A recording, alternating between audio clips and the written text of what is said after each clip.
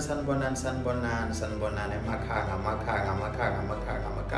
la kufinyelela khona inginqobayo advertising podcast ila khona sikhuluma khona ngamabhizinisi akhula nsuku zonke noma ngathiwa yiliphi ibhizinisi olenzayo usitshele ngalo ukuthi lisebenza kanjani nanokuthi litholakalaphi.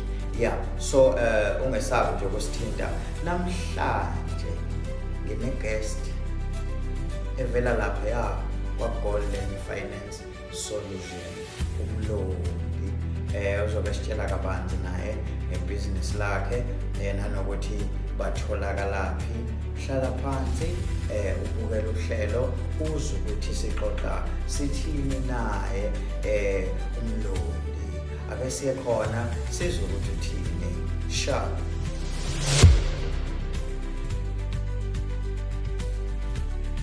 Sanibona mfowethu namhlanje. Sawubona futhi kunjani? Siyaphila njani? Hayi sikhona. Yeah, ngisayithula. Okay. Bengicela nje ukuthi ukuzazisa kubabukela emakhaya ke sizwe ukuthi uba.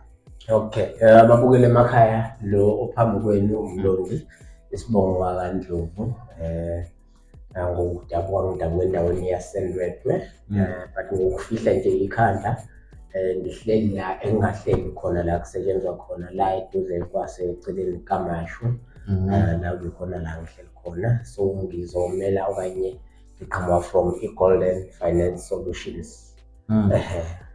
Okay, no.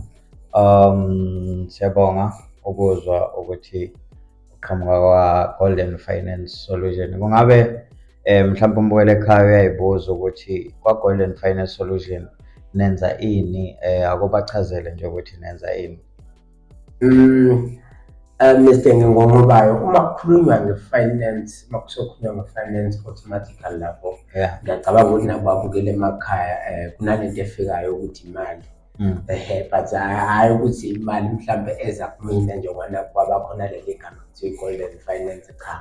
But uma kukhulunywa nge-Golden Finance i-company e-establishwe noma esungulwe last year November 11, so izathu zokuba khona kwale company it's for ukuthi wazi ukusiza abantu when it comes to i-credit ngolimi lwezulu kuthiwa isikweletu, but ahlali kahle vele umuntu mawuthi wena unezikweletu uyabona. So sike sisebenzise leli gama elithi i-credit, amanye ama-companies azabiza ngo-credit solutions. So kuthiwa kukhulunywa ngokulungisa ama-credit profile abantu, i-score, debt review, ama-judgment, ama-administration order, izinto ezikanjalo. Okay. Mangabuza nje kancane, ngabe yini yakugqugquzela nje ukuthi uqale le company? First of all, when it comes to this department, there are many people who are doing fraud, ne? So kulo msebenzi wethu baningi abantu abathembisa abantu izinto zingenzeki, yabo.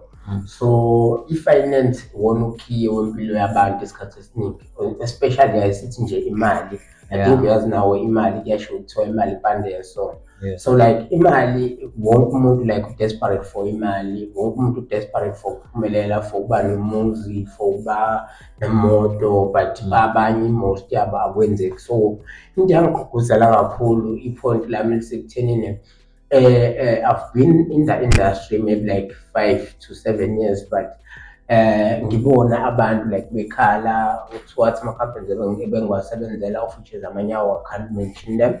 So ukubona umuntu ephatheka kabi ngento okwaziyo ukuyenza but ngezazi zokuthi akwenzeki lutho, ayikho nawe indlela ongayenza for ukuthi umu-assiste because usaphethwe isandla somunye umuntu. Fana nje ukusuka usekhaya, uma usekhaya even athi usizo uyaba nalo, but uma usaphethwe isandla sikababa ukwazi ukuseqa.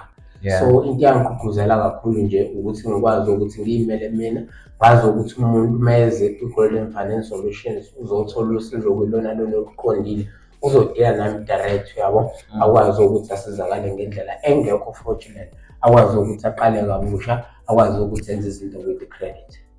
Okay, no.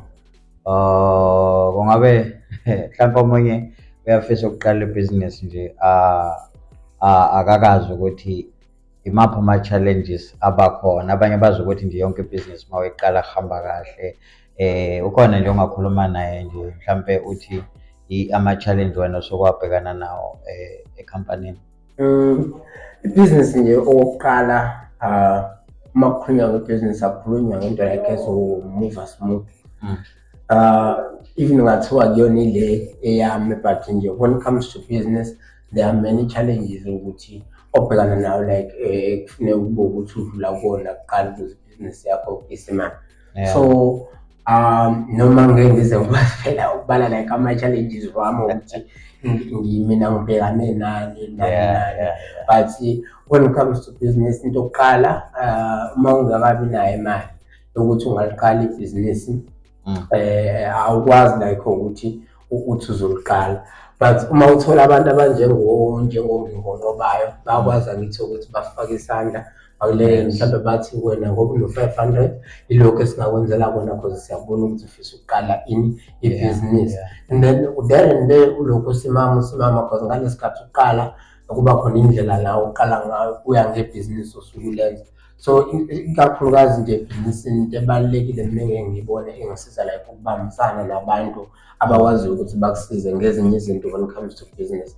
Ngingasho ngithabile ama-challenges akhona mase kumele rent oma-office space, thola ukuthi i-client lizothi ningakabi na-office, lapho wena usane-challenge ukuthi kwaleyo mali mhlawumbe ayikhokhayo ayikhiphi i-office, isakhipha ukudla endlini kuphela, yabo.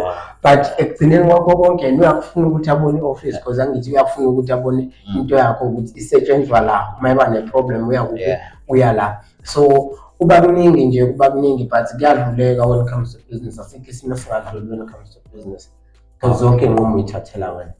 Okay, ngathi ke ngibonga kakhulu ama-question engiwabuzile ungiphendulile, and umbukela emakhaya mhlawumbe uyafisa ukuthi bangaxhuma kephi noma bangathola kephi ekutheni bafinyelele kwa-Golden Finance Solution. Khona omunye usuke nje edinga ama-advices ukuthi ukuze athole imoto noma athole lolo sizo kwi-loan noma afuna ukwakha umuzi what, angathola kanjani ama-advices. Abanye abakwazi ngisho ukuthi i-credit score yenu ilungiswa kanjani, so izinto ey'kanjalo ungatholakala kephi? I-address yala sitholakala khona, sitholakala ku-West Walk, laphaya e-floor number 2, office 288. Ngizoqala ngayo i-address because yona ibaluleke kakhulu kulabantu aba-around. And then enombolweni yocingo, for now ngitholakala ku-WhatsApp, kuma-calls ngizoyibhala inamba ekugcineni because like isayintsha for ukuthi like ngimemeze, so ngenzela ukuthi ukwazi ukuthi uyithole kahle. So eka-WhatsApp number ayikakashintshi, 084-747-2795. TikTok uzobheka Umlondi Kwanele, Umlondi 07. Siyabonga kakhulu babukela emakhaya, siyabonga ukulalela uhlelo lwethu ngingonqobayo advertising podcast. Ungakhohlwa on YouTube ulibheke lolu hlelo bese ufika nje uthi qha, ufike nje unje qha ku-like lapha yana, uphinde futhi uthi subscribed.